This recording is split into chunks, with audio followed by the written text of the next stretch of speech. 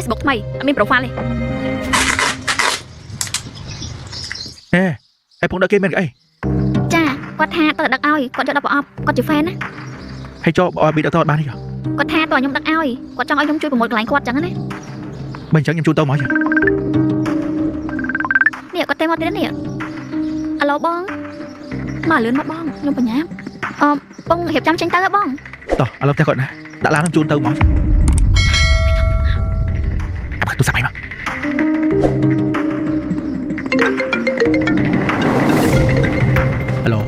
ហឡូជំរាបសួរបងសាច់ញាតិបងយើងអាចមែនបងមែនទេបងហើយគាត់មានការអីមែនបងគាត់កំពុងជួបធូរដាក់ចរាចរណ៍បងហ៎ថាម៉េចហេឥឡូវគាត់ណាបងគាត់ដាក់លេខផ្លូវកោបងនៅខាងលិចរាទីភ្លើងបងបាទបងស្គាល់បាយជួយមកឡើយបងឥឡូវគាត់ស្លាប់បាត់ហើយបងបាត់ស្មារតីមានសាច់ញាតិទេបងបាទខ្ញុំទៅដល់ហើយបងនិយាយគាត់ជួបគ្រោះថ្នាក់ចរាចរណ៍ ចឹងវិតតែមើលយាយខ្ញុំដឹកស្នេហ៍គេមកផ្លែខ្ញុំទៅតាមក្រោយ បើចឹងសប្បាយចឹងប៉ុន្តែតោយ៉ាងខ្លួនទៀតហើយខ្ញុំមកវិញ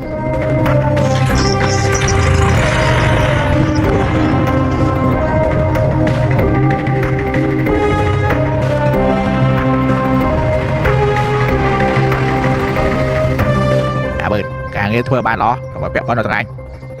ការងារប៉ុណ្ណឹងបើធ្វើមិនបានមិនហៅយកបើទេហៅទៀត តោះចឹង